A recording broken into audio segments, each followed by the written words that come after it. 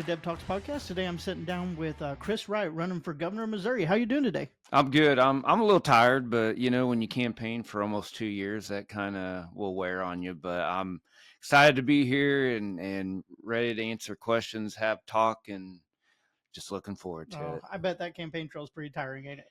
It's a lot of driving, and a lot of talking. And it's funny because if you know me, I'm just not a talker. I don't talk to talk. I just put my head down, go to work, and fix issues and solve problems and get work done. I'm just not much of a talker. Yeah. Well, first I heard about you was I think a few months ago at Lincoln Days, and you were speaking up there, and you had some pretty good points that kind of made me raise my eyebrow, and I was like, man, I need to reach out to this guy and talk to him and see what he's about. So let's start off. Tell us about your background. Tell us who you are and why you're running. Okay, so I'm married with 4 kiddos. I know I'm the younger of the candidates. I'm 43, but I'm about to have a 21-year-old son here in just a couple of days. I bet that's a chore in itself. Well, he's out of the house because I told him when he's 18, hey, if you're not going to college or a trade school, it's time to spread those wings and fly. Yes. Because I am not going to wipe your butt the rest of your life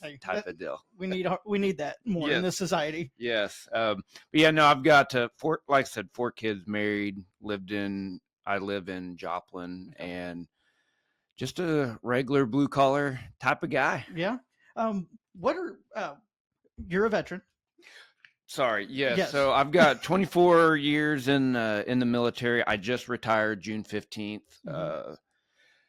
17 years as a small business owner. I'm in a construction company, and I've got 9 years in law enforcement. So just really just your public servant type of guy. And so you've been in a blue collar industry pretty much your whole life then, from Army to construction to police officer. I mean, so you know what it's like being the blue collar guy. Oh yeah, and a little bit of the white collar portion of it comes from being a business owner. So it's really the best of both worlds. I understand how life works. Yeah, and you understand the regulations that the government puts on us that keeps the boots on the necks of the common people whenever it comes to having a business, whenever it comes to just trying to provide for your family. Absolutely. And one of them, one of the things that I really am focusing on is, for example, utility rates. If you're on one of the regulated utilities, Evergy, Liberty, Spire, Ameren, you are getting destroyed with what they are charging for their services compared to a co-op. It just makes me mad. I don't know how else to explain it, but it just makes me mad seeing an everyday person just struggling to try to live and make ends meet. And what a lot of people don't know is the governor appoints the Public Service Commission Board. Really? The Public Service Commission Board is who regulates the for-profit utilities. Go look at that board right now. It's a 5-member board. There's 4 positions that are filled. There's 1 empty one. 3 out of those 4 are former legislators. Oh, of course. Isn't that the dirty little secret, though? You can't tell me that there's not any dark money funding and calling the shots for the utilities. And that's what I tell people. And I don't know if that's one of the things that I spoke about whenever we had met a few months ago, but with the number of appointments the governor makes, I'm going to put everyday hardworking Missourians on these boards with the right heart, because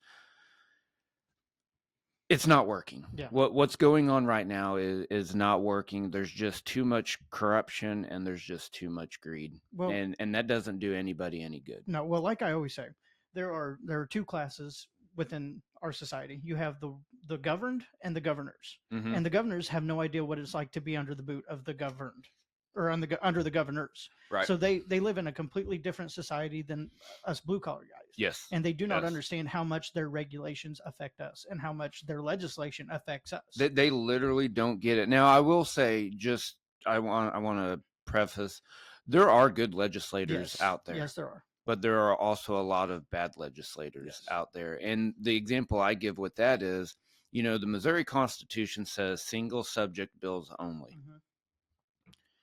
we've got, again, those good legislators trying to put in good bills. They're trying to represent their districts, their area.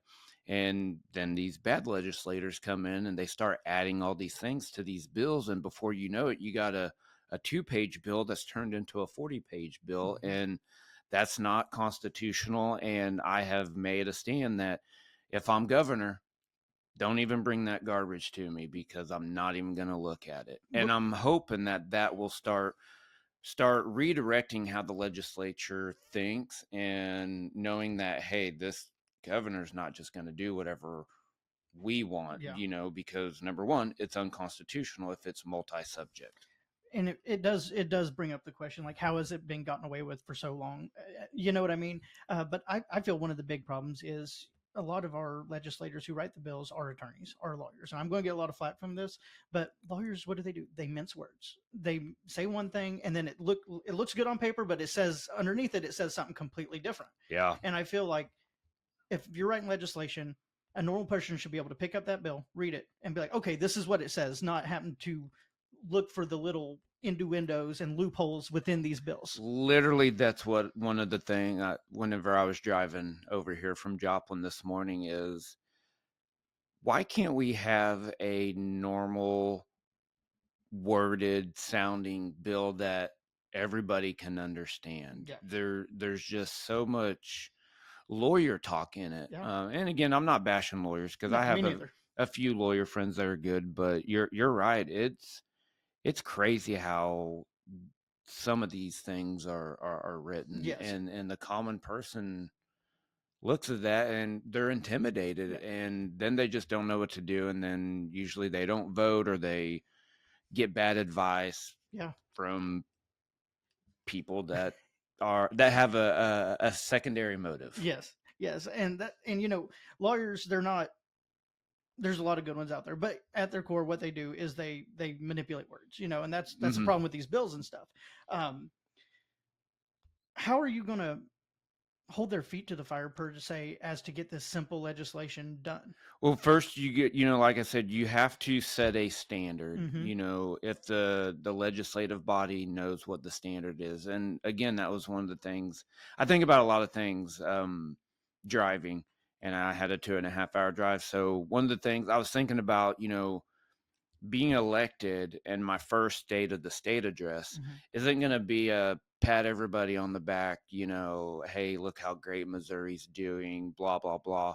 I'm just going to lay out the things. I'm going to have the entire legislative body there, and I'm going to tell them, hey, remember why you were elected. Mm-hmm. Lay out those ground rules. Like I said, if it's a multi-subject bill, I'm not even looking at it. And again, just build that standard, and then hold them accountable. If they're doing the wrong thing, tell them, like, Mm-hmm. get with them and say, hey, I don't think you're doing the right thing. And then if they continue, that's whenever you start going to maybe the media, start going public with it, Letting people know. calling them out, because nobody likes to be called out, No. but you're not going to get called out if you're doing the right thing. Yeah, and that Just hold a standard and hold them accountable. It's all about accountability. and I think that's been lost for a long time is It accountability. is. And, I can't go in and force my way. A lot of people think the governor can do whatever he or she wants, and that's just not the case. But you really have to know how to talk with people, and if they are acting a certain way, or voting a certain way, or talking in a certain way, just have conversation with them. Find out what that root cause of why they are doing that. If it doesn't seem quite right, and if they won't tell you, they won't tell you. But at the end of the day, going on a a book tour, or riding Yeah. around in a bus all day, when Yeah. you should be doing your freaking job, Yeah. yeah, that's not going to solve any Well, it doesn't problems. bode well for the voters. No, I no. mean, a lot of voters, they see through it. Yeah, It's just they feel beaten down. They feel browbeaten. They don't know what to do or where to start, and a lot of them honestly just don't have time they or money. they don't have time. And this is one of the things that I say, if you want to start somewhere, here's the deal. We keep electing the same people thinking they're going to get better and change, and that doesn't happen. Isn't that the definition of insanity? Uh, that is a proper quote, yes, but that's not the true Yes, definition of yes. insanity. And then the other thing that's really baffling to me is we have these politicians that are in current jobs. They're failing at their job or just barely, not even maybe doing the minimum, but then we vote them into a higher office thinking they're going to be this great, mighty, wonderful leader because we ate all the campaign candy they were handing out saying, I'm going to do this, I'm going to be the greatest, blah, blah. It's just garbage. Well, campaign promises and things that actually get done has always been two different things, and it does surprise me how much gets said. Like even in say the presidential election, all this stuff gets said.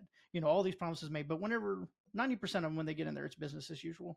Nothing truly changes. Right. You know, And it's funny, we're talking about this, and I'm not going to name opponents. I'm not going to come on here and dog opponents, but I've got one that just promises the world. And the fact of the matter is, almost everything's done through the legislative body.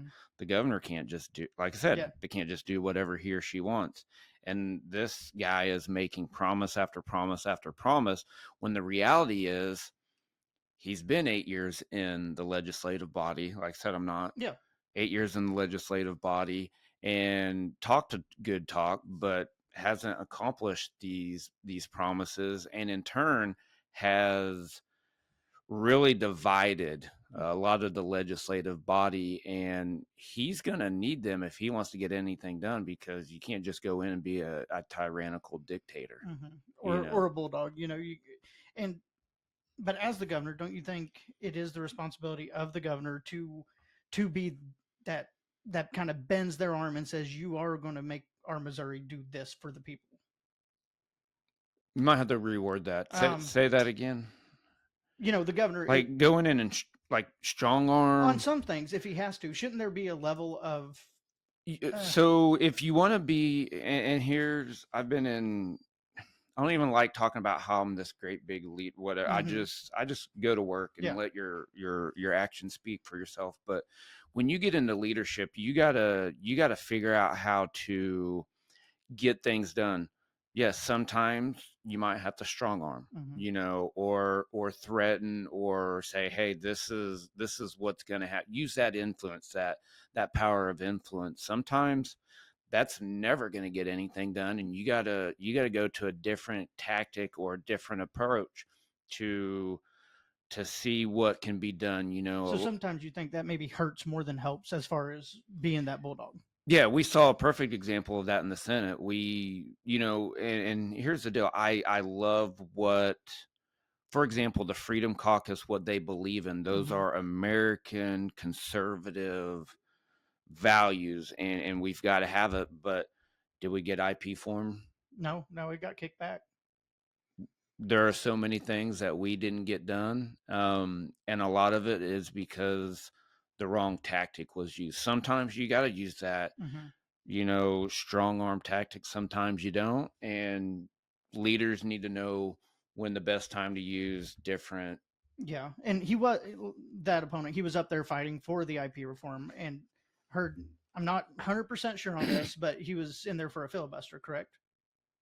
Yeah, there is a 41-hour filibuster. I thought there was. And then and the word is, had that filibuster not happened, they would have let IP reform come to the floor. But I don't know that for a fact. Yeah, exactly. I don't know. And I mean, we've talked enough. I'm a factual person. So we can play what ifs all day. But again, the point is, sometimes you got to be, quote unquote, a hard ass, and sometimes you got to figure out extend the olive branch. Yes. Yeah, just kind of extend the, and I agree. There, diplomatic relations. Perfect. Yes, diplomatic relation. Look at Donald Trump. Sometimes he is your, go get him, and then sometimes he is an expert at diplomacy well, if you he had a meeting with North Korea. Look what he did in the Middle East and all the negotiations. Because the Abraham Accords. Because he knew how which approach to take. Yes, and I think that, like you said, that is very important. And the thing about, like, say, since we're on that subject, Donald Trump, he isn't the most hard ass conservative that we've ever seen in office. Right. There are some policies that he enacted that were pretty liberal compared to what the conservative values are, but it's negotiation, I guess, is You got more you for a got to better be term. able to Yeah. negotiate, and you got to draw your line in the sand. For example, I draw my line in the sand with protecting life and protecting guns. Like, I'm sorry, there's just no negotiating for, Yeah. something like that. But other things, for example, here's kind of, and I'm not here trying to beat up anybody, but I think about like the IP reform. You go back to last year or the year before, whenever they had, protecting the kids from transgender surgeries. Yes.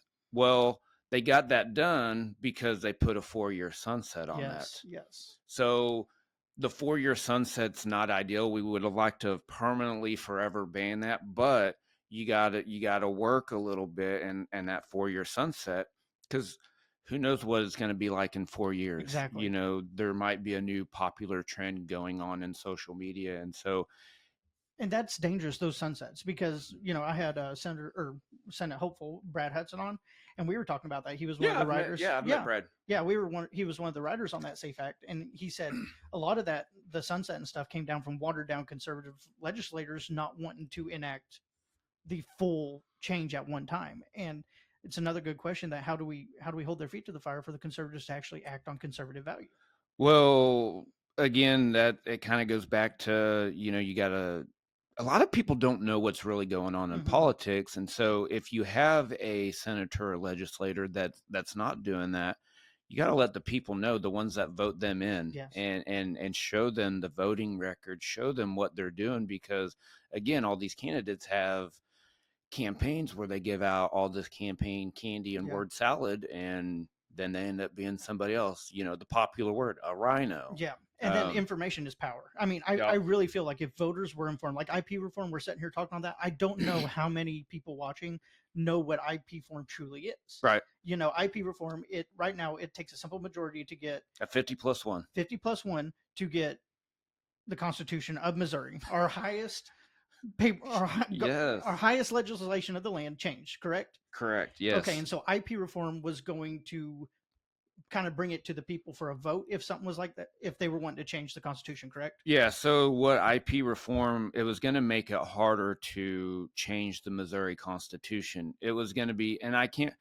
they've got different versions, but just for conversation's sake, it was going to take I believe the 50% plus one majority, but it was also going to take a majority of 5 out of the 8 districts. Okay.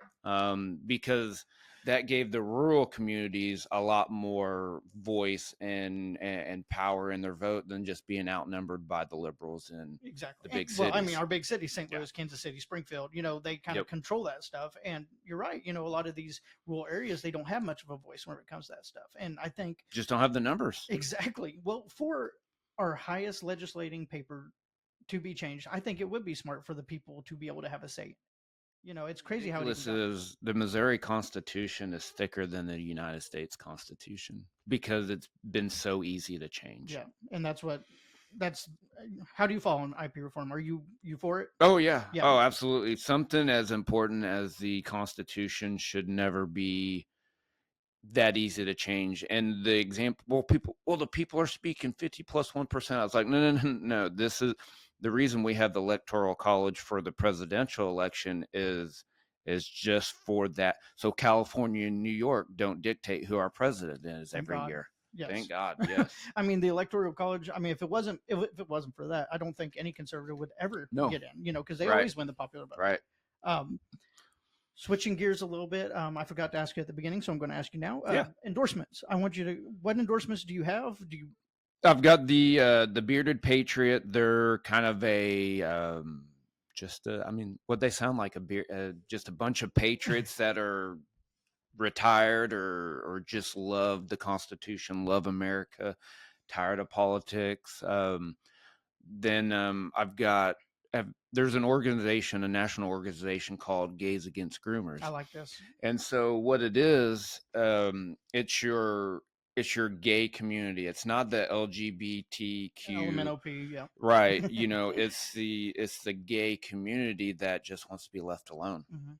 Now, what's great about this is they know, as a God-fearing Christian man, I don't agree with their sexual preference. Mhm. However, it's not my business. Where in America, people are free. They're adults. But what I do love about it is they want to protect children just as much as I do from all the radical liberal change your sex, he, Gender it, she, mutilation, yeah. all that stuff. And so I met them in, I think it was August last year.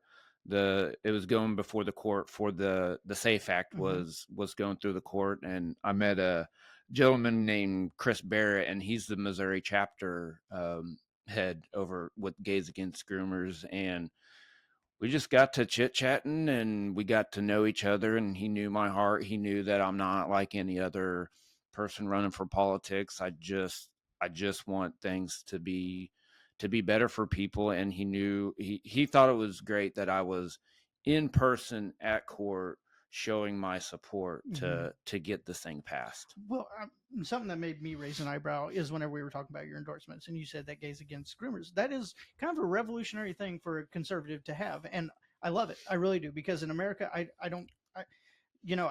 I'm a conservative, but there are some things where I don't give a crap about, and that Mm-hmm. if people love who they love, if it doesn't affect me, if they're not pushing it on me, who cares? Right. You know. And that's the other thing. It's like, I have two gay brother-in-laws. Hmm. We love them. We tell them, hey, we don't agree. If you decide to marry your partner, we're not going to be there and support that, because that goes against what our beliefs are. Yeah. As a Christian man, marriage between a man and a Yep. woman. Now I know the states have defined a union could be man and man, woman, but we're not talking about Yes. that. So yeah, at the end of the day, I care way more about the protection of children than who this guy's boyfriend or husband, Well, love the sin or hate the sin, right? Right, And right.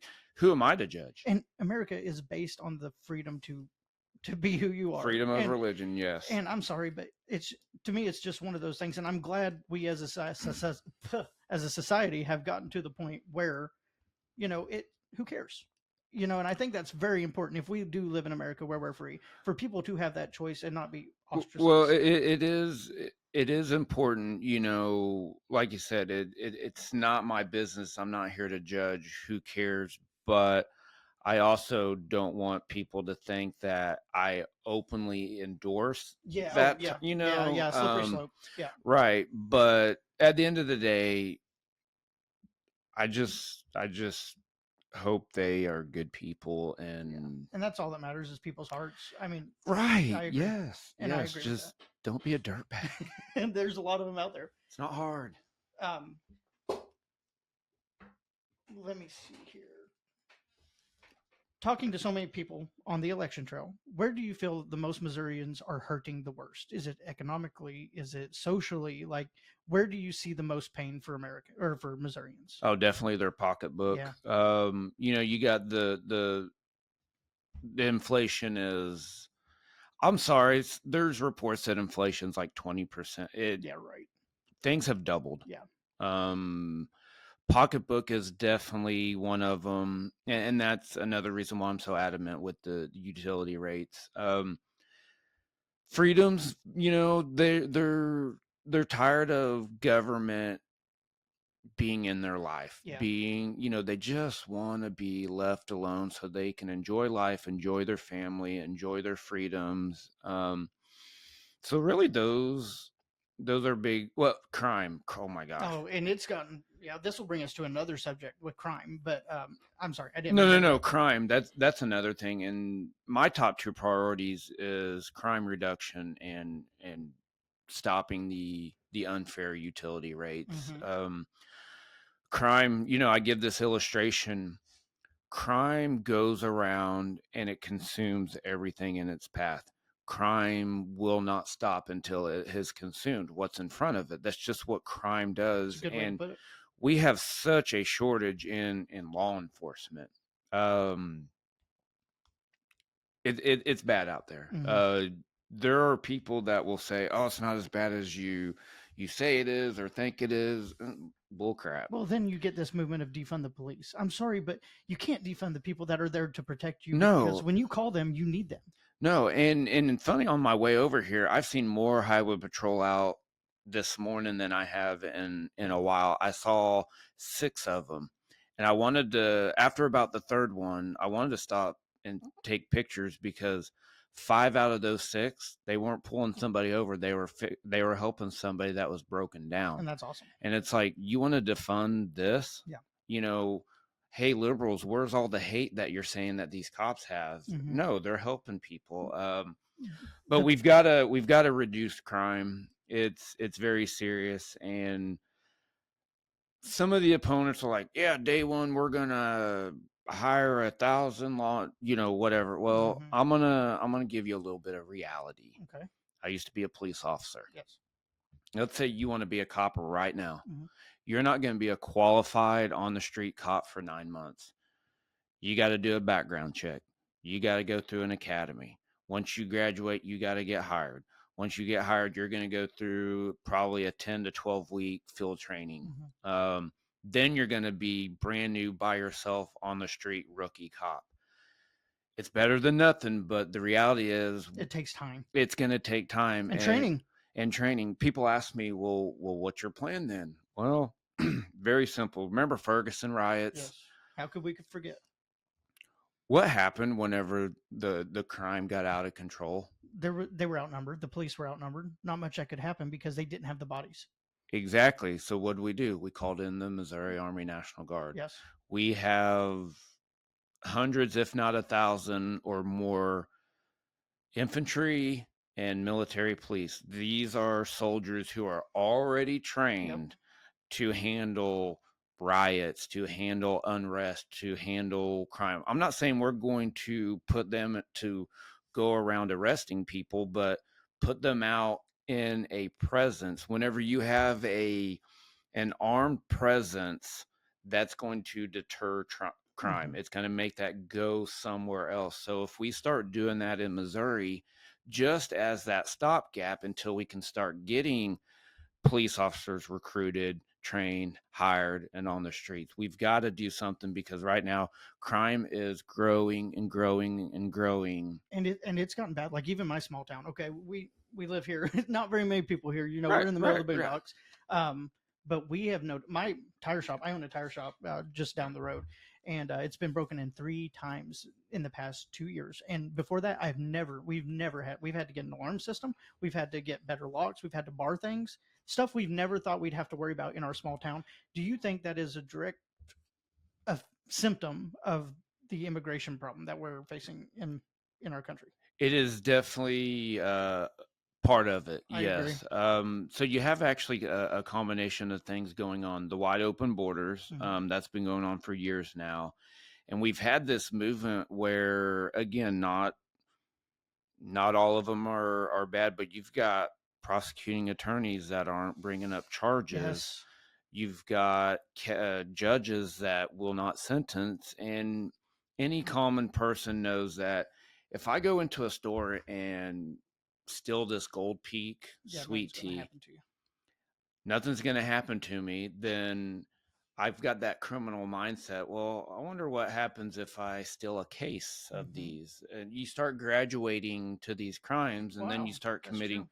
burglaries. And like I said, It's a wow. I never thought of it like that as a ripple effect. because whenever you're a cop or a former cop, you think like a criminal. You got it. That's how you catch them. That's Mhm. how you catch them. And another thing, it's very popular with some to say, I'm going to detain and deport. Well, that's great in theory because we're talking about the southern border. That's great in theory, but the truth and the fact of the matter is, a lot of these illegal immigrants are hiding. They're not Yes. just working at Walmart as a door greeter. Yeah. And second, when you do catch them and you do want to deport them, that's ICE. Yeah.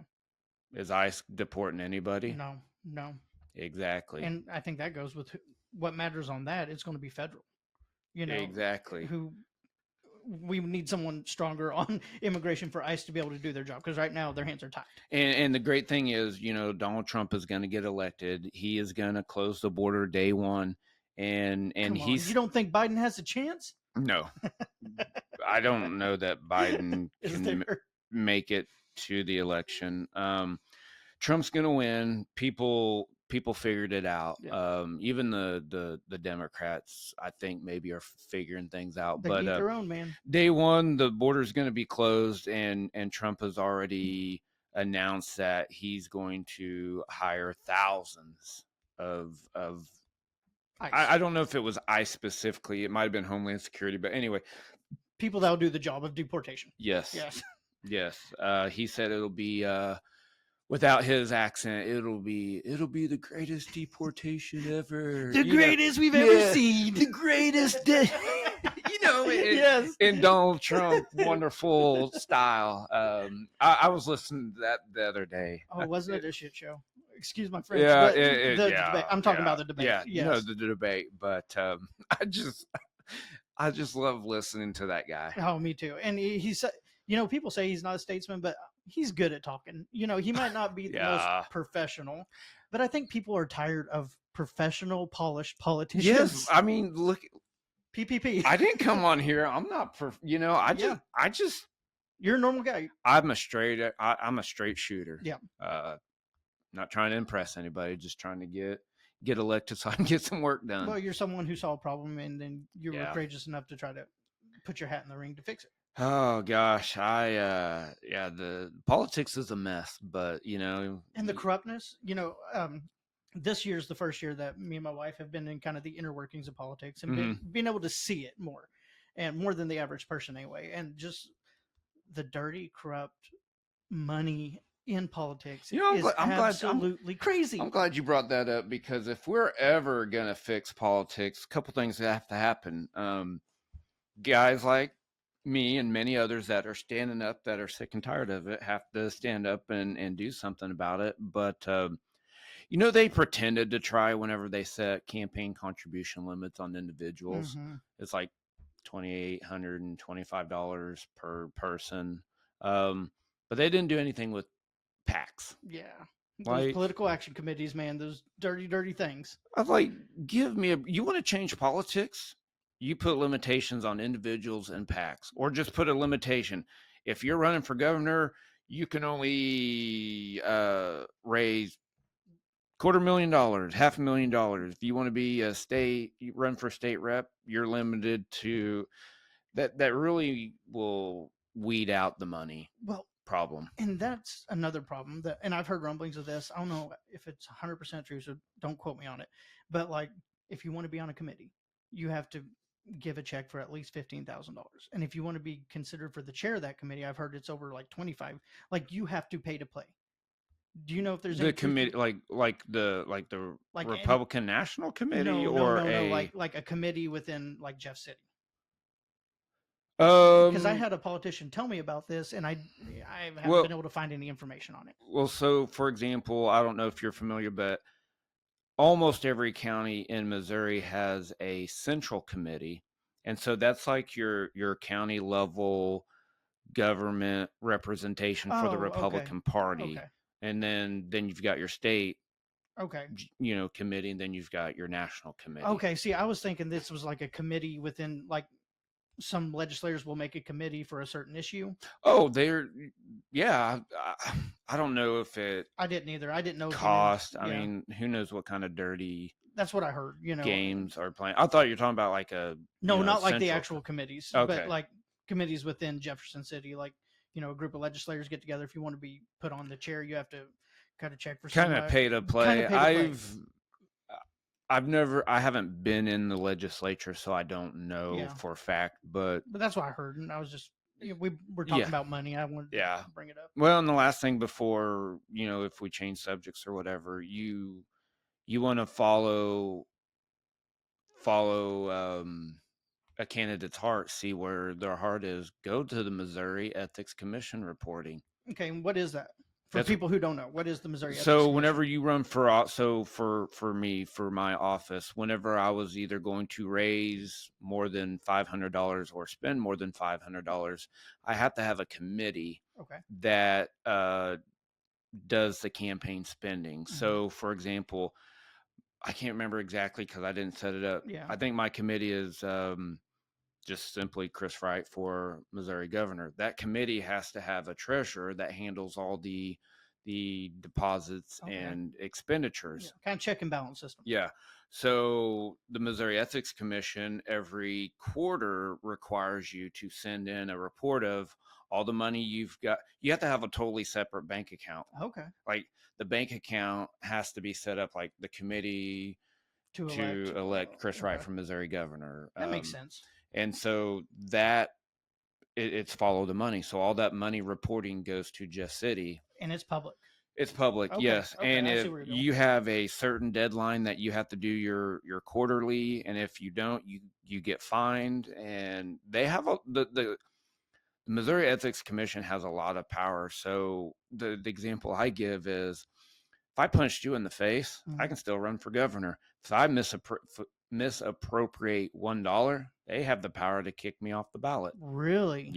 Yep. So that's why the Missouri Ethics Commission reporting is taken very, very seriously. Okay. For example, one of my opponents, I think purposely misrepresented what they were bringing in and spending. And there are groups out there that watch this stuff like hawks. Okay. They called them out on it, and they fixed it, within 24 hours and said it was an accounting error. It's like bull crap. Mm-hmm. You tried to get away with getting the cookie out of the cookie jar, and you got caught. Gotcha. Okay. So that's what the mech is. Yeah, I'm sorry. I was just sitting here kind of thinking about it. Like, okay. So what I was getting at is, go to my Missouri Ethics Committee. You'll see I'm not bought and paid for by there's no PAC supporting me. There's no dark money. Every single person that has contributed, I know them personally. Mm-hmm. I know almost every single. Being funded by normal Missourians. Yes. Yeah. Yes. So you like this is just a question I'm curious about, but does that make your campaign a little harder? Just not having that big PAC? Like, do you see a place for it? I think it normalizes me more. Mm-hmm. What I don't put out there is I'm a very successful businessman, mm-hmm. and I'll just leave it at that.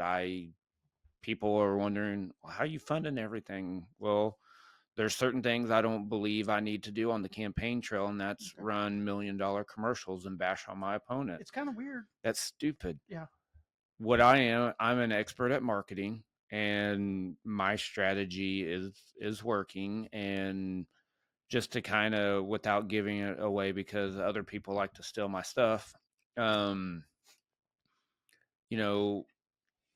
phases to this campaign, 2 years of literally going to see and talk to as many people as humanly possible within my means. Mm-hmm. 2 was my social media. I've got my platform, and I've made that platform into, like those Facebook videos, those 30-second reels. Social media, it's all you need, It's, for me, it's part of the component. So social media, since January, my videos have been watched almost 1.5 million times. Nice. And that is paid targeting for Missouri. Sure, there's a little bit of leakage, but almost all those watches were from. So you're hitting the correct demographic for what you need. Yes. There's a way you can market social media. And then my 3rd phase, which I rolled out a little over a month ago, was my billboard. Mm-hmm. I saw one of those in West Plains. Yeah, I got one in West Plains. But that one's the big one because that's going to give me, I won't say publicly how many I have, but it's a lot. Good. And it gives you that exposure. My impressions estimation is between 33 and 36 million impressions. Wow. So So big media may not want to talk about me. My opponents definitely don't want to talk about me because that just gives me more exposure. But the fact of the matter is, I think there's going to be a lot of shocked people. Well, I'm telling you, if anyone who's running, they deserve to be heard. You know, we have our elections for a reason. Yep. It's because Yep. Americans are smart enough to look at every person running and decide for themselves. We don't need people telling us who to vote for. And I think a lot of people in Missouri, Americans included, are just tired of being told how to vote. Everyone deserves a platform. Everyone deserves to have their voice heard. 100%. And that's the thing. Whenever you go around and actually take the time to talk to people and see what's going on in their lives, it's the same story. Like I said, I know we met at we didn't officially meet, but we first knew of each other at a Lincoln Day event. What I always do is I would always get there and open them up and close them down, because you get a lot of candidates that will show up, speak, and leave. Well, that's garbage. I'm sorry. I'm more about quality over quantity. So when you open and close these events down, it raises eyebrows. It shows people who you are. It shows them that, and it just gives you more chance to talk to somebody, and it lets them know who you are, instead of just listening to a 3 or a 5 minute Trump speech. Yep. Not Trump, Stump. Stump. Because there are people that they heard me and it kind of got their interest, because what I talk about is real stuff. But what really brings them over the top is, to where they support me, is that conversation. We get to, you can start relating with people, humanize. And whenever you don't do that, then you just look like a politician that shows up, talks, and leaves. And we have that all the time. Yeah, all the time. But people want to be heard. Yes, they do. And bringing it back to media, I've been doing these governor interviews with a few candidates now, and I'm working on getting the other ones. The media around here, they're very unreceptive to it, because they say they've been telling every campaign that anyone who comes on here is going to be a pro blank lynching.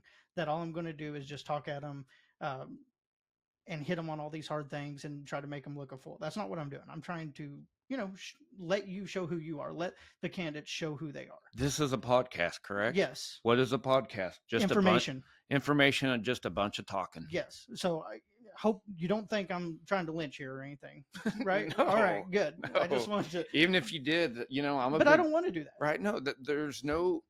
People are tired of hatefulness and division. Yes. Yes. Let's start doing some positive things and bringing people together, because what's that saying? Many hands make light work, or whatever. It's so true. Just you can start working as a team, getting things moving in a positive direction. Everybody wins. Yes, I agree. Federal overreach. That is a big issue for Americans, for Missourians. No, it's everyone. Yes. What are some things, say the Wright administration takes over tomorrow, what are some things you're going to do to alleviate that from the federal overreach for daddy having the boot on her? We'll talk about guns, and what would be very, very important first to start off with is getting our sheriffs constitutional sheriffs instead of the way it is now. That gives them a lot more fight, more. You just constitutional sheriffs? Yeah. So basically, where they right now they're, I don't know the best way to explain it. Might have to come back on that so I can explain that, but just something that you can Google if we don't get back to it. But anyway, the Missouri sheriffs are not constitutional sheriffs, so we need to get that changed to where they are. It gives them more protection and more power against the federal government, Okay. basically. Our sheriffs are that first line of the defense against, if the Department of Justice wants to come in and or the ATF wants to come in and take our guns, Yeah. or whatever the case may be. You got to have a sheriff says, no, go pound sand. This Hmm. is my county. Yeah. I'm the elected official. So it's a reminder of that, really supporting our sheriffs to make sure that they have Missouri's back. If they know that I'm backing them and they're backing Missourians in their county, protecting their counties, that's very, very important. And then a lot of it is just me being the governor who just tells the federal government no. For example, you get all the, and I'm not just my race, but all the political races going on. I'm a fighter. I'm gonna do this. I'm gonna do that. I'm gonna whatever. I'm a fighter. I'm a fighter. That's all. Okay. You say you're a fighter, but here's the deal. About 3-4 years ago in the Army, the federal government came down and said, "Hey, you're gonna get a COVID shot." Hmm. Said, "Hey, you're going to go pound sand," is what I had in my mind, but Yes. I couldn't just tell them go pound They own sand. you. Yeah. But again, this is where being a leader and a fighter takes that instead of that strong arm approach where you're being defiant, resistant. I went to JAG. I said, "Hey, I'm not getting the shot, but there's got to be another way." Hmm. And it was the best advice ever. He goes, "Sergeant Wright," he goes, "you can do a religious or medical exemption.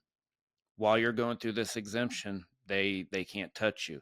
This exemption process will take 1.5 to 2 years to go Perfect. through all the steps." I said, "Great." He goes, "They're going to deny it." I was like, "Well, that's not what I want."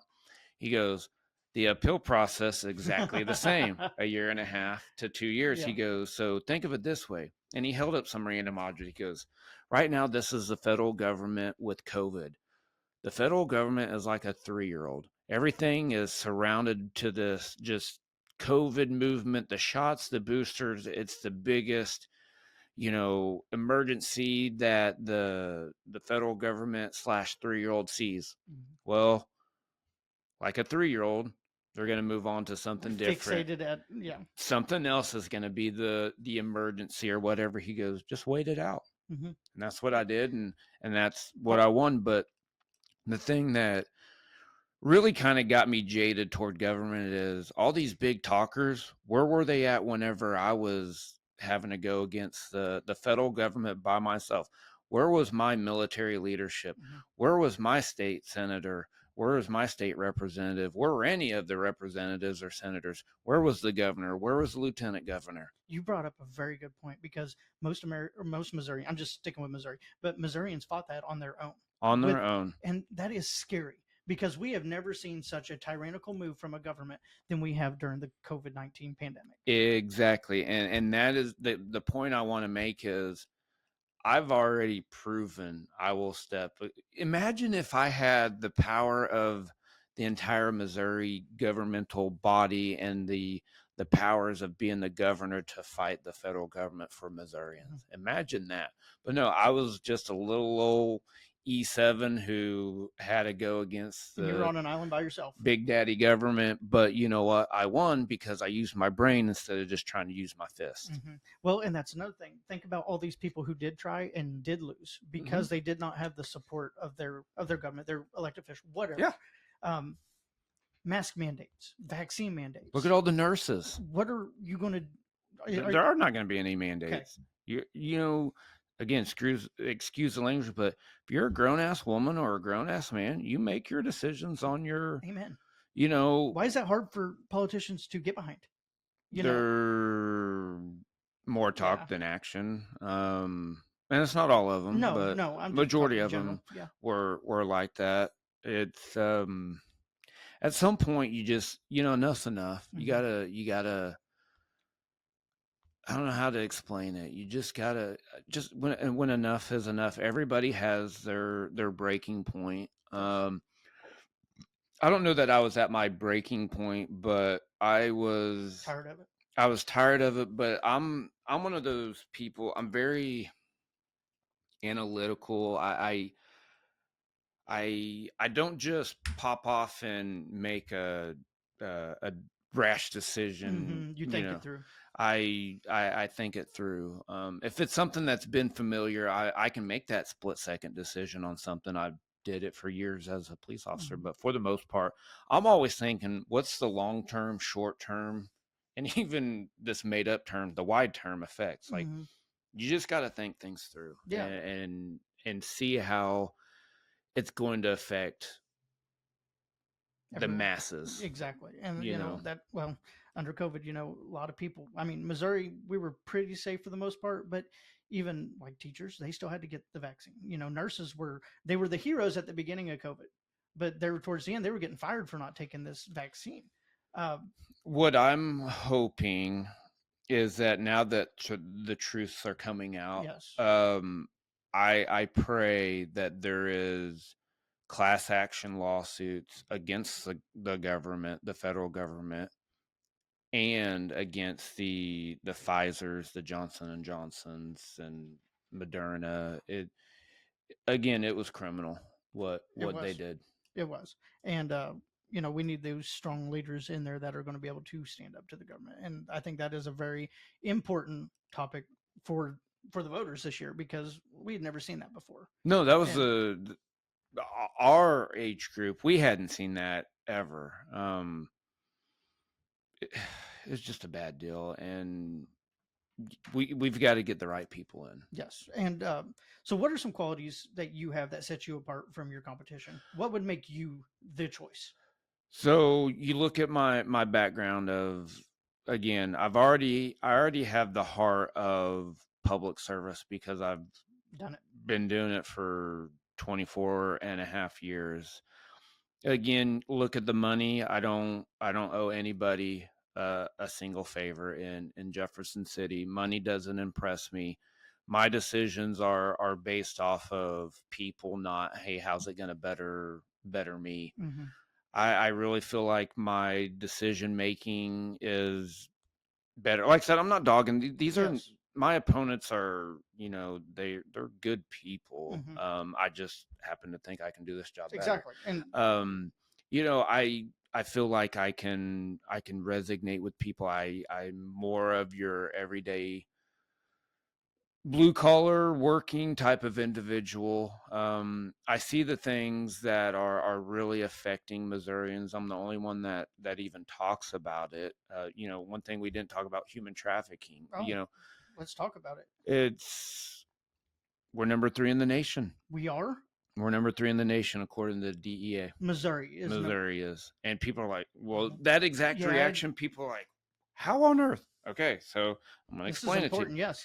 So if I'm going to be governor and I'm pushing, this combating human trafficking, I need to learn as much as I can. So I've been to a few workshops to just get more knowledge. Well, the one of the first ones I went to, the lady that was given not the course, but the workshop, Hmm. said that human trafficking, a lot of it is done through truck drivers. Now, if you're a truck Oh. driver, my dad was a truck driver. My wife's dad is a truck driver. This isn't. Yeah, this is just a general This is statement. I'm just the messenger here. So she's saying a lot of it's done through truck driving. I was like, really? And she goes, Which makes sense. and she explained it to me. They're they're able to work, Hmm. make some money. Their sleeper is like a cage. They have the expectation of privacy, like it's their own house, Hmm. because that's That's basically their their home. home. Yeah. And they're off the grid. So, there's that aspect of it. The other one is we're in the middle of America. Yeah. We have I-44. Yep. We have I-70, two major interstates. Well, Get anywhere in the U.S. from here. even I-35, it's gotten even worse because 35 goes south. Guess Hmm. where it goes to? Mexico. Oh, of course. So, oh my God. Yeah, I've never thought about human trafficking in Missouri. Really, I mean, I know it's there. Didn't know it was this big of a problem. What? Oh man. So, what can you do as governor? What can we do to prevent this mess? If we've got to fund more training, more awareness classes, one of the shocking things, I was up in oh Lee Summit, one of the outlier cities of Kansas City. Um, again, I was there in February listening to a guy that does human trafficking training for law enforcement, and it was shocking the little amount of training our law enforcement Yeah. receives. And one of the things that I'll be pushing for is making a post certification requirement. And what post is, that is your license to be a police officer. Mhm. That post certification gives you the arrest powers Yeah. and the detaining powers and the investigative powers. That's what Okay. makes you a police officer legally. Hmm.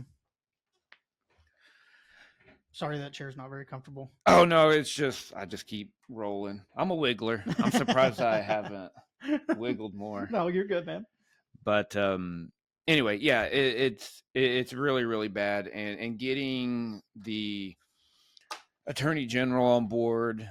He's the top legal lawyer official in Missouri. Just again, bringing people together as a team. To And combat it this. literally just hit me in my head to talk about this. But if you look at our state government, everybody kind of just does their own thing, and you don't see a lot of working together. Yeah. And if they are, great, but we don't see it advertised. We don't see it Yes. publicly. And All we see is the division. yes, Yeah. Wow. I know I'm full of Well, I mean, information. that was kind of a bombshell. Like I don't know. I'm still just trying to process that because I never really thought of human trafficking being a big deal in Missouri. I mean, I knew it was a deal, but you and, just, and I didn't know. I wasn't sure what you saw, or because I go back and forth in this whatever. Sometimes I talk about how we're number 3. Sometimes I put my focus on telling the men to look at me and that it's their duty to protect the women and children in there.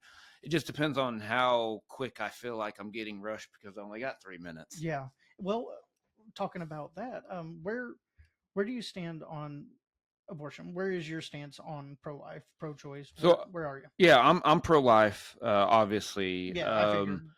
But there is an Exception. exemption. Yes, yes, an Sorry, exception I'm a where. word filler. I am sorry. I've been No, I trying to love work it on that. because if I'm losing them, I just have so much that is in here. I trust me. The exception would be, if you're pregnant, which is not possible because you're a man. What? How dare you? If your wife's pregnant, Cancel him. I know, right? If your wife's pregnant and she's gonna medical emergency. Yeah, which is that's understandable. Yeah, rape. I'm not gonna. I mean, it's not my ultimate decision. But I believe that should be the woman's choice is if it's a medical emergency. Absolutely. And some people are like, well, what about rape and incest? Well, 0.5%. it's an awful thing. It's Yes. terrible. I don't really see incest being A problem. a Well, Biden said that there are more getting raped by their sisters and brothers than anything else on that debate. Biden's so stupid. he's a clown. But so the studies that I've seen, and this is why I feel this way, with rape and incest, that's a horrible, horrible thing. And I hope nobody has to go through it. But the reality of this is the world is full of dark and evilness. And if a woman is raped, that's awful. It is. That is awful. And that's a wrong thing. But to have an abortion is another wrong thing, and you don't fix a wrong with another wrong is how it was explained to me. And of course I'm gonna get flack from the people that don't agree with it, but again, I'm not. But it's a human issue. That's where I stand. That's where my opinion is. And if I wanted to make everybody happy, it's like the quote that I think I heard Nick Saban say, if I wanted to make everybody happy, I'll sell ice cream. Exactly. There's politics is not to make everybody right. happy. And honestly, we're in this is an issue that we've never had to deal with before, is abortion. This is something still pretty new to society. Never our founding fathers never thought it'd be brought up. Right. And like you said, rape, incest, all that stuff is absolutely horrible. It's always happened, unfortunately, and I'm not saying right or that it's right, but killing another baby, when they say it's pro-choice, it's like, is it because that is another human inside you, and you do have a responsibility to that human. So one good way to look at things is, you know, there's a saying out there that says, and I just drew a blank. No, I know we're kind of getting in the weeds here. No, good thing we got an edit. Yes. Your right, what is it? Your rights end when they infringe on another Yes. person, Yeah. Your type of rights deal. end So where another person's face starts. yeah, Something like something that. along those lines, and that's the way I look at abortion. Hmm. Whenever, sure, I guess you do have the right to do whatever you want, but when it affects another person, Yeah. then you've lost that right. Yes. It's like smoking in public. Well, who's going to talk for that child that it didn't have a Exactly. choice? Exactly. No matter how bad the circumstance is, which I fall, I'm weird on this because rape, incest, and stuff, I can see the exception. You know what I mean? So I'm not too hard on that instance. Rape, incest, life of the mother. To me personally, these are the three instances I can see it being a viable, as long Yeah. as it's not late term, Right. but everyone has a different opinion on this. It's a human issue, and I understand that, and they should. And the rape and incest one is hard because I used to think that's okay, but then again, I've kept an open mind, and if somebody gives me a logical, good reasoning for something, then I'm open to be like, hey, you know what? That actually makes sense. Hmm. Maybe I need to. So you're able to evolve with your opinion. Yes, That's yes. pretty I'm important. not a robot. Yep. I know this is going to be hard to kind of transition from No, abortion to let's get. taxes, but where do you stand on taxes? What do you think we need to do, like personal property tax? I hate taxes. Okay. Are you for getting rid of them? So just so that we're clear and that there's no mistakes in editing, you got to have my whole thing Yep. with it. Let's get it. I hate personal property taxes just like everybody else. I would love to get rid of personal property taxes if that money is replaced somehow, Hmm. because those personal property taxes is what funds schooling, your libraries, rural fire department. I don't know, 85% of Missouri is actually rural, and that's Hmm. they count on that money. And some people are like, oh, Missouri's got plenty of money. Well, no, Missouri's about to fall off a big cliff because we're not getting those federal ARPA funds Hmm. anymore. And we have been spending and spending and spending and spending. Look at our budget. We all want significant tax breaks. Till we stop spending, we're never we're never going to see those tax breaks. So as far as taxes go, I hate them like everybody else. There are some taxes that are a necessary Hmm. evil. Which in a society like we have, we have to have those safety nets for it, people. it's like taxes were originally started for a few things: public safety, DOD. infrastructure, schools. But what I believe the problem has been is a government spending problem. You So you go look at the budget and all these things. Yeah, sure, they're probably great organizations, great whatever, but does it fall under the the subject or the guidelines of what taxes were originally created to fund? yes. You know what I Yeah. mean? Yeah. And, No. and so you got to take a look at that, and that's one of the things I will be doing. And again, I'm not here to make friends with Hmm. anybody. I'm here to start getting the ship right, the way things were intended, and to stop spending your money, to stop spending your money, to stop spending my tax money. So you think, just to clarify, so you think on taxes, it starts with the spending of the government is what we need to get Oh, in check first. we got to absolutely, we've got to get the spending in check, because if we stop spending it, then there's a less of a burden on the taxpayer to feed the government spending. And then we got to be spending the right way. We got to spend on really just what we're being taxed for, Hmm. because again, it's our labor, it's our money. Why does the government get to decide if they want to spend $5 million on Shepherd of the Hills Observatory. Exactly. Yeah. It's just going to the wrong fraud, Yes. waste and abuse. Yes. Yes. Fraud, waste, and abuse. 100%. If you want to talk more on taxes, this is not a popular one. I'd say it's kind of a split one, but the sports betting. There are some Republicans that are Yeah. like, nope, don't want it. We don't need that. That'd be a good Whatever. revenue.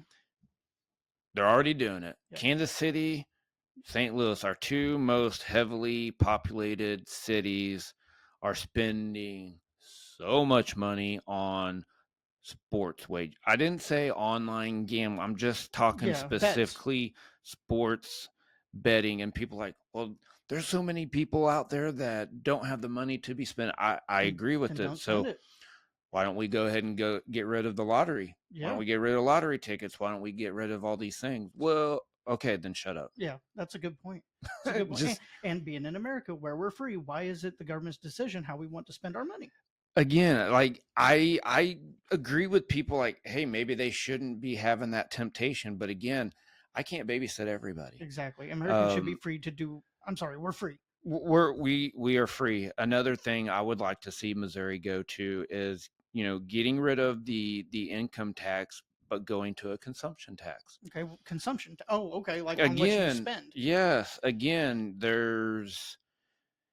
we are so overtaxed, especially with our income tax, that it seems like we just go to work to give half of it away to the government, That's what it is. and it's wrong, and it's overtaxation. So instead of punishing the people who are just busting it every single day, why don't we tax the goods that we constantly consume? That's a really good point. That's, of course, you're going to have pros and cons to all of it, but that's just kind of how I feel like we need to move, as a state. Oh, well, that'd be interesting because if you get rid of the income tax and more money in the paycheck, but then if they go out and buy something, then you pay a higher tax. With at least you're getting something for your tax instead of it. Exactly. Yeah, I see what you're Exactly. saying. Another thing I want to talk about to help with the tax, the revenue shortfall, I guess you may say, that we may have in taxation is, I'm a big nuclear guy. I used to be scared to death of nuclear power. Yes. But I'm a big nuclear guy. And what happened was I was in Sedalia last year at the state fair, and one of the doctors there's like three of them that are head of nuclear science in Missouri S&T up at the old Missouri Rolla. And he asked me if I'd be interested in coming in and learning more about nuclear. I was like, I'm not really a fan. You hear nuclear and it's automatically right associated with some very bad things. Exactly. And then I was like, I thought about it. It's like, you know what? I need to be open-minded and learn. So I went up there, and he gave me a 2-hour presentation that was wonderful because it wasn't just one-sided. He wasn't trying to sell me on nuclear in case I was going to be the governor. Yeah. He showed me the good and the bad, the ugly. I mean, it was everything. Nuclear is more powerful. Nuclear is actually cleaner. And today's day and age, it is safer. You don't have the waste like what they used to. Okay. He showed me something. It was like 2 years worth of nuclear waste was in just a very small, I think it was like a 55-gallon drum or something. Don't quote me exactly, but it was very, very, very, very minimal. And we already have a nuclear reactor in Callaway County. Really? Yes. I had no idea. Google it. We already have it. We teach nuclear science in Missouri. Why we are not leading the nation in nuclear power blows me away. Other than the fact people are scared, like me, and just scared. Yeah. Which we have more safety nets than ever, I'm sure. Like as it's upgraded. Exactly. These meltdowns, the Chernobyl, what was that, 50, 60 years ago, 3 Mile or 9 Mile up in Pennsylvania, years ago. Some people will bring up Fukushima, the one in Fukushima. Well, what happened was an earthquake on the island of Japan. the dumbest thing, and this is why it melted, was the backup generators were below sea level. Why in God's green earth would you put your Yeah. backup generators below sea level? Yeah, that's more of an architect problem right there, or So, engineer. yeah. So the generators were doing what they were supposed to after the earthquake. The problem was the tsunami water came in, flooded it, shut down the backup generators, and then caused a disaster. caused the disaster. Exactly. So anyway, that was kind of a rabbit hole. We can produce so much extra electricity, we can sell it to the other states. Again, another revenue of income instead of constantly taxing people. Well, and that is a new way of looking at things with that nuclear, because you've heard a little bit of rumblings about nuclear, but it seems like there's a bunch of fear mongering with it. I think it's, It is. It is like anything else. yeah. Again, I went in because I was scared of it, but I Mhm. went in with an open mind, went through the presentation, got the good, bad, the ugly, and I'm 100% sold on it now. And It's a no-brainer. that would kind of reduce electric rates and stuff like that It would in be its own, right? Missouri would have the cheapest electric rates they've ever seen. Really? Boy, that's something. That's interesting, and that would be Just, and not even electric rates, but so nuclear power, there's secondary things that they put off a lot of gases, natural gas. Mhm. It's a type of natural gas, but anyway, it can be used as your standard natural gas. There's just so many things. There's 99 positives, maybe one negative. Yeah. The one negative is the chance that you could have a meltdown, but And it never hurts to look into it. It never hurts to do the due diligence research, see what's there, and weigh the pros and cons. yep. Huh. Well, that's really interesting. I know I'm full of ideas and plans. Okay, hang on once. Okay, here's another one. I'm sorry, I'm just looking No, where we're you're at. good. Here's a big one. Missouri foreign ownership of land. Yeah. That's been talked about a lot. What is your opinions on that? I'm going to answer your question with the question. Okay. How long was I in the military? 24 years. Do you think I like anything about China? No. Do you think I like anything about I'm just messing with No, you. I know. China, here, I'm going to tell you how I stand about it.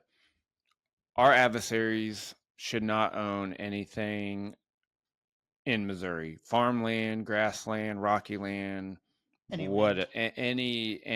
of it. I don't want to say there has to be a full ban against anybody who is not an American. Mm-hmm. I am good with a foreign government, period, but not American, because the reason is my mother is not a citizen. Mm-hmm. She is a permanent legal resident, alien from Canada. Oh. So every 10 years, she's got to go to the INS, whatever it is, office and report and do whatever. My mother's been in this country almost 50 years. She has always paid her taxes. She has always did the right thing. She's just not an official citizen. Why should she not have the right to own a piece of property in a house? You know what I mean? Yeah. So I'm very careful when I answer that. Yeah, you don't think about the weeds that you can get. Exactly. Get in with that. So to clarify, I don't believe any foreign government entity should own land, but if it's an individual person that has proven that they've paid their taxes, they're a citizen. Again, like anything else, I think you can have certain guidelines in place. It's interesting though, because I never really thought about that, as far as someone who did come here legally, who isn't technically an American citizen, and full citizen. Again, the campaign, the campaign candy is no foreign ownership of any land. Well, what's that mean? That's pretty broad. I agree with a lot of that, but maybe reword it to government entity and let my mom go buy a piece of land and build a house on. Yeah, I mean, that's a good point. I never thought about. And the other side of it is me as an American, who's to tell me that who I'm gonna sell my land to and not land to. But on another aspect of that is is the safety of our country. You know, if And at a time we need it most. I mean, it is scary out there in the world today. yeah, I don't think our world has been this close to just hot conflict in a long time. it's It's scary. we've got, again, this goes back to the whole reason we're here. We got to change some stuff Hmm. before it's too late. Teachers, Yep. I know. Just bear with me here. Teachers in Missouri, they're one of the lowest paid in the country.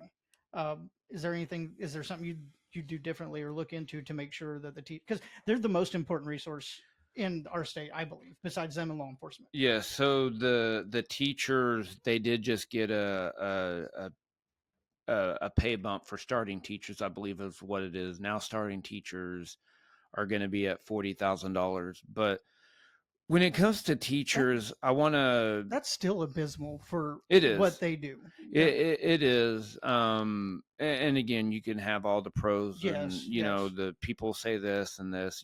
I support teachers, but what I feel like where teachers need the most support, and I talk about this, is an overhaul of DESE, Department of Elementary Secondary Education. Because what you've got is teachers don't get in it to make a bunch of money. They don't. They No. do it because they love kids and they want to. That they just have a heart to teach. Yep. But the problem is, you've got Missouri DESE, Mhm. Department of Education. They are so big, and they've got. I can't just completely eliminate them. I don't think per Probably wouldn't work. Constitution I can do that. But I can greatly reduce them and And getting hold their feet to the fire, make them hold their accountable. feet to the fire. The the appointments within DESE, there's things that I can do, because what the problem is, if you're a fourth grade math teacher, there's two things you focus on: fourth grade math curriculum and the safety of your students. Mhm. Everything else doesn't belong in there. Our kids are not proficient in reading, writing, and arithmetic. We're one of the lowest in the world, aren't And we? this is I'm not sure where it's bad. Yeah. Um, we've got to change how we do our education system. And again, that goes to what I feel like it is DESE, because they're getting their marching orders from the federal government. Is DESE And a state level? there's a state level Department of Education, there's a federal level. Okay, so they're So kind of Donald intertwined. Trump is talking about getting rid of, at a federal level, the Department of Education.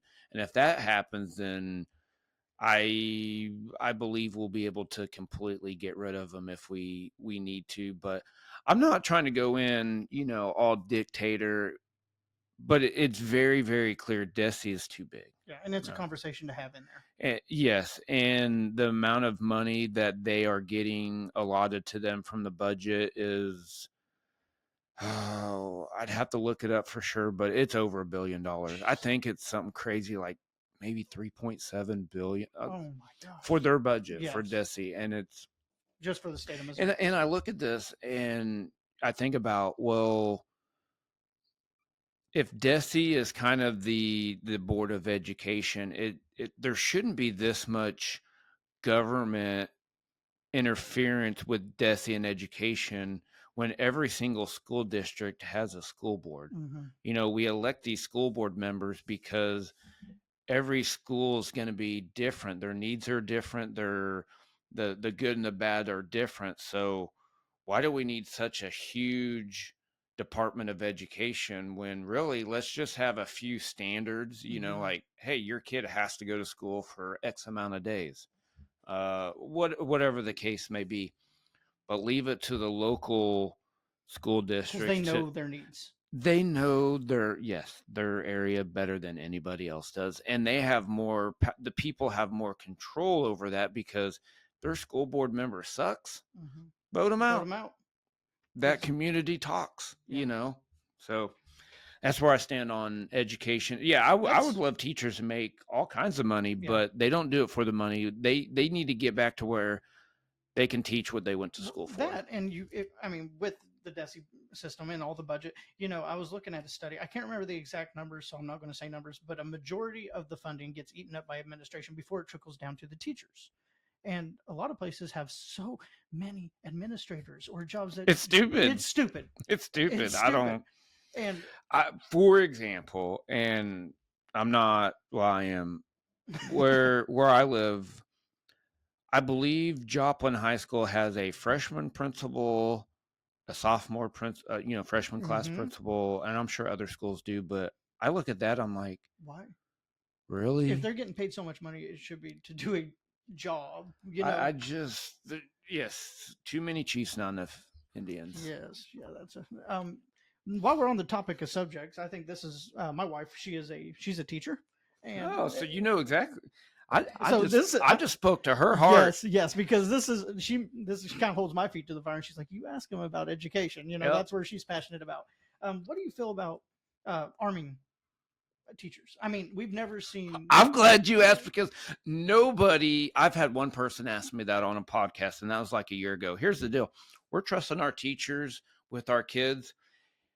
I believe if a teacher can pass the background check, can qualify and pass the training, why not? Keep them if they want, and make it optional for them, because some teachers aren't going to be comfortable with it, but absolutely. Why would the thing is, would that not alleviate this problem? The only places crime happens is where they know they're not going to get soft shot. targets. Yes, soft targets. And it's like we have this big sign that a gun-free zone. It's a big sign to say, hey, these people are unarmed. These people are so stupid. They're open to being hurt because of it. And we've never seen school shootings happen in the massive. We recently, past 10 years or 20 years, it scares me even in these little towns. We've had, how many gun threats have you say our area has had in the past few years? Gun threats? Yeah, like bomb threats. There's a few every school year. A few every school year. Yes, per district. Exactly. And if we entrust these people, these great people, to teach our children, to keep them safe, so why are we not putting them in a position to be able to protect our children? I know. And here's another thing that talking about the safety of schools. How many veterans do we have that are retired that literally are looking for something to do, and they want nothing more than to continue to serve have in a some capacity, and even not even having to arm them, but again, having that presence of resource officer or something, just something to help out. Yep. I'm with you, man. I'm sorry, this is just one issue that gets me fired up, because I love it. Those are our most vulnerable, and those are the ones we should be protecting at all costs, but yet it seems like they just fall to the wayside. Yeah, I agree. Again, things are baffling me. I don't understand why some things are the way they are. Neither. And I think it's just keeping with the status quo. Yeah. A lot of it comes from the liberal fear mongering. Yes. And guns are bad. Guns kill people. No, they don't. The person does. But what stops a bad person with a gun is a good person with a gun. Thank you. And we've seen it time and time again. Man, we've kind of hit on pretty much everything that I had. Is there anything you want to add? I mean, we've covered a lot. Yeah, I mean, honestly, not that I can think of. Just you a hunter? You a fisher? I don't have time. If I did, I'm a wiggler. Yeah. I would not be successful at it. I'm just telling you the truth, because I'd be like,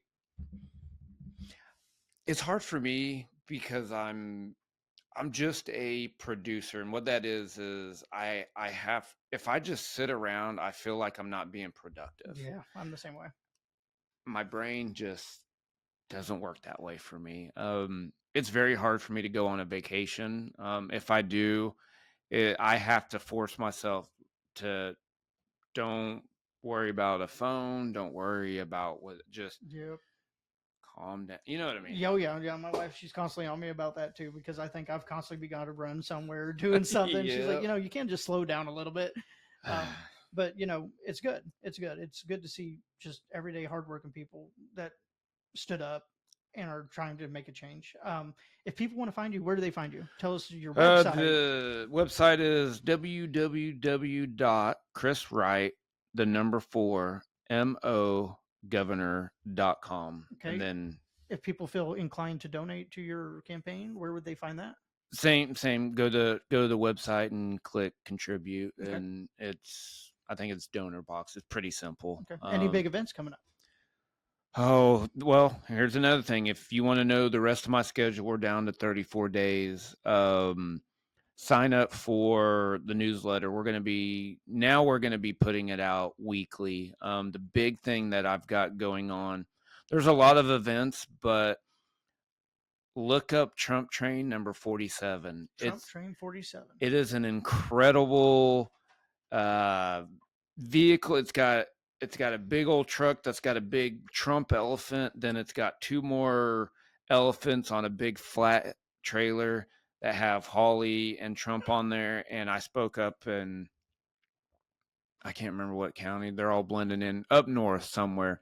And the guy that owns that got to listen to me speak, and he is 100% on board with me, and he's literally letting me have the keys to that, and I can drive it wherever I want. So wow. I'm going to be putting together location stops for people to come, because it's an amazing sight, this Trump train. But again, he's letting me use it, and he's giving me one of the elephants. That's awesome. to use. So I was pretty excited about that. And kids love it, people love it. And so I'll be putting out a kind of a secondary schedule of all the stops I'm going to make, just like, hey, if you want to check it out, come check it out. And the plan is to drive all over Missouri with it. That's awesome. Before we go, what's your message to the people? Summed up is, go look at the people that are in office. And if you continue to elect the same people and expect a different result, it's just not going to happen. The government you elect is the government you deserve. Exactly. And the same with the people that are in office that are running for a higher office. Go look and see what they've done in their current office, because if it's not much, they're not going to do very much at a higher office. That brings me, I just want to add this, but we were at Somersville, and they were having this Republican rally or whatever. And I was talking to just a state level rep who was running, and he made a good point that I had never thought about. He said, you're going to hear all this stuff on the campaign trail. You're going to hear all these promises. Follow them home. And I was like, what? What do you mean follow them home? He said, follow them home. He said, their hometown. See what they've done for their hometown. He said, see how those people talk about that person. They said, because they're the ones that know him. They're the one that's know them. That is actually really good. And yeah, I'm going to tell people to do that too, because if you go ask anybody who knows me, there will not be one single person that will have anything negative, because I'm telling you, I'm different. I always strive to do the right thing and be productive. And you're original. You're who you are. Yeah. I'm not a fake. Nope. Not a politician. Well, man, thank you so much for your time, for this interview. I appreciate you having me. And I know we got 34 more days, but if something comes up or there's something in the area, let me know. Okay. I'll be more than happy to try to make it. Right now, the calendar's pretty full. Oh, but I'm sure getting down to the nitty gritty. I'm ready, but no, I appreciate you guys letting me come in and do this. And anytime you got questions or whatever, let me know. All right. Well, I appreciate you. Chris Wright, everyone. It was a pleasure. Thanks, sir. Appreciate it. Tune in next time. We should be having a few more episodes released this month. This was the interview with Chris Wright, guys. Cheers.